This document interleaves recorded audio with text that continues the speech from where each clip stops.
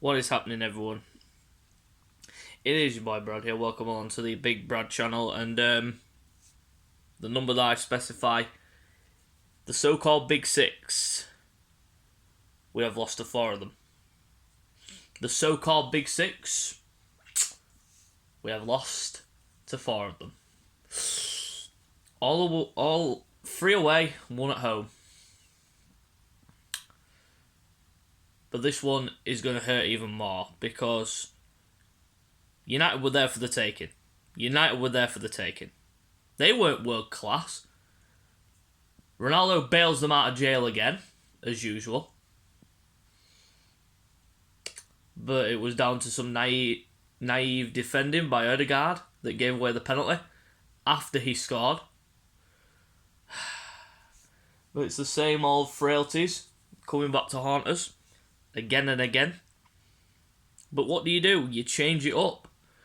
Aubameyang needs to be dropped. Sorry to say, but he needs to be dropped now because his form is just not consistent. His form's just shocking at the moment.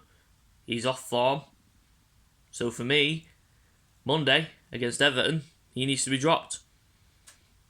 But we don't know whether Mikel Arteta's going to drop him or not. But I think he should. Because last night, Ober's lost his touch. I'm sorry to say it, but Ober has lost his touch. And he just hasn't been the same player for quite a while now. Scores goals here and there, but he's not the same consistent player that he was a couple of years back. So I think it's time to pull him out of the firing line and maybe put Lacazette up front. But the thing that really did get me about the second half was the fact that he's bringing on a guy that is not willing to sign a contract. Eddie Nketiah got bought on when he rejected a new contract. How does that work? We're chasing a goal. We need a goal. You're bringing on Nketiah. Why not bring on Pepe? I just don't understand the logic, but we come away again with another defeat. But this one is just...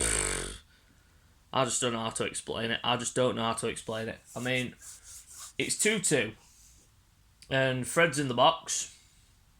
And the guy just goes in completely idiotically and tackles him. And obviously we're going to get brought back for a penalty. And... excuse me. And Ronaldo does what Ronaldo does and buries the penalty. But Ronaldo does what Ronaldo does anyway. He's saving United's arses. Saving United's blushes. That's all I can say about Ronaldo. He's just the saviour that Manchester United call upon near enough every single game. Ronaldo this, Ronaldo that. Ronaldo scores, winner. All I can say to that is one-man team. And people can quote me and say, nah, they're not a one-man team. Yes, they are. They are a one-man team. Relying too heavily on Ronaldo to get them goals. But that's what you do with a goal scorer. You rely on them. But to rely on him to get the winners, nah, not for me. He needs to spread out the goals more. But here's what it is. First half performance, I'm going to say that it was decent. It was a decent enough first half performance. We kept United quiet for most of the game, and as soon as we scored, which I feel was the most bizarre goal ever, but then they showed the replay back on it, and everyone was saying, why has it been given? It was because Fred stamped on the back of David De Gea's ankle, on the back of his leg, which forced him to go down, and the referee had no choice but to give it. And the letter of the law says if it isn't a player from Arsenal that's committed the foul, or committed the offence, then it's a goal. And Smith Rowe buried the shot in the back of the net, and it was 1-0. And then a guy who hasn't scored for 5 months, we let him in, and he scores. Bruno Fernandes. Ramsdale did get a hand to it, but it just wasn't enough. But for me, with the saves that he's been making, I don't know about anyone else, but with the saves that he's been making over the last couple of weeks, He really should be doing a bit better than he did, but I'm not going to fault Ramsdale for any of the goals. He couldn't do anything about them. I mean, the Bruno Fernandes one could have maybe done a bit better, but I'm not going to fault him. But second half performance, I mean, we go 2-1 down thanks to Ronaldo. And then Ødegaard equalised, and you're thinking, well, let's just get out of here with a draw. That's all I'm saying. Just get out of there with a draw. A draw would have been a decent result. But no, the naivety comes back into Arsenal again, and Ødegaard gives away the penalty, which allows Ronaldo to net the winner. So, disappointed, but we roll on to Monday against a very stricken Everton side, who are absolutely in a mess right now. They are in an absolute mess, Everton, and I haven't seen them in this much of a mess for years. I mean, it's amazing to see where they are in the table, but it is what it is. So let's get into the player ratings now. Starting in goal, we go Aaron Ramsdale. I mean, like I said, I'm not going to fault him for any of the goals. Distribution was a bit iffy last night. But other than that, it was a solid enough performance, and he hardly had anything to do. So I'm going to give him a 7 for his performance. Going to the right back position, Takahiro Tomiyasu. I mean, the first, so many minutes, he looked a bit ropey, he looked a bit shaky. But then he grew into the game, snuffed out the likes of Ronaldo and Sancho and Rashford. He really did command it, and he did well. So he gets a 7 as well.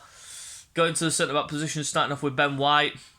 I mean, hardly had anything to do, and I mean, yeah, he was the one that did lose Ronaldo on the goal, the second goal. But he didn't move the ball quick. He didn't run forward as much because he knew that the threat was there from United, so that's why he was a bit reserved. But other than that, it was a good performance, and, well, not a good performance, but a solid enough performance to earn a 6. Next to him, Gabriel, exactly the same. I mean, couldn't do anything about the goals, so really you can't really say anything bad about Gabriel's performance. And Ben White's the exact same, and he gets a 6 as well as Gabriel. Going to the left back position, Nuno Tavares. He was reserved again, not going forward as much as he would have liked to, but that was because of the threat on the counter-attack with Sancho and Rashford and Ronaldo. So really, it was a reserved performance, but a few good moments here and there and good defensive work. But other than that, it was just a straightforward performance. He gets a 6 as well. Going to the midfield, Thomas Partey, really, really poor. Really, really poor. I don't know what's happened to Thomas Partey, but he has really lost it in the last couple of weeks. I mean, he's not consistent, and that is a really big problem in terms of the midfield. We need midfielders that can start and create attacks and break up the play when need be. And I mean, I hate to say this, but I think we're missing Xhaka in there. I know he's not creative, but he can break up the play. But we are missing Granit Xhaka in the midfield, and that's what I think. So Thomas Partey, for his performance, he gets a 3. I mean, he did produce one amazing pass, which set up the goal for Ødegaard, which was played out wide to Martinelli. And then Martinelli played it across and Ødegaard slotted it into the net. Going into Mohamed El Sideways, that's exactly what the name reads, Mohamed El Sideways. He had a good performance. He was the best out of the two. But again, just not good enough in terms of passing forwards. He just plays sideways and backwards. But we need a new midfielder in there, definitely. But for his performance, he gets a 5. Going into the forward line, starting off with Emile Smith-Rowe. Scored the goal, but tied it off as it got into the second half. He didn't really create much. He didn't really do anything apart from the goal, so I'm going to give him a standard 5. Going to the right wing position, Gabriel Martinelli. He was the thrusting force of the front line, trying to make things happen, and had a few sniffs here and there, and worked hard, pressed hard.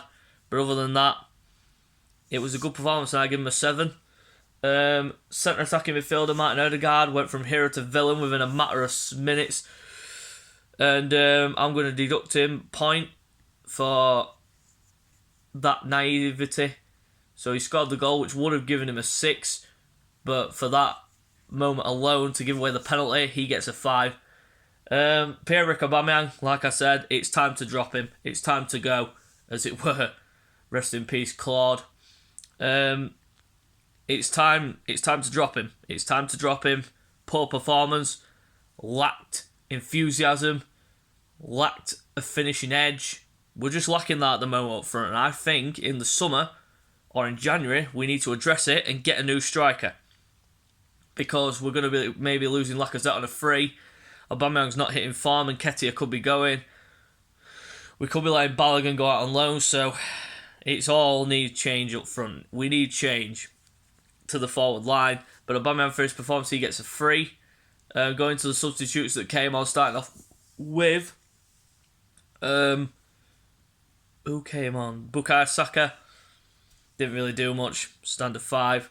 Same with Lacazette and Nketiah. Hardly had any time. Didn't really make much of an impact. Standard 5s.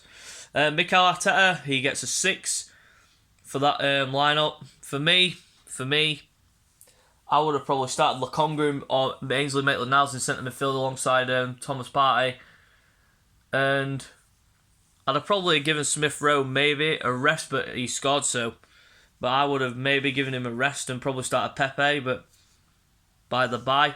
But we roll on to Monday next week. So guys, if you do enjoy the video, you know what to do by now. Slap a like on the video for me, subscribe to my channel for more content, and we'll see you on Sunday for the preview and predicted lineup for the game against Everton, and then the following day, Tuesday, it will be the reaction and player ratings video. So guys, till next time, we'll see you later.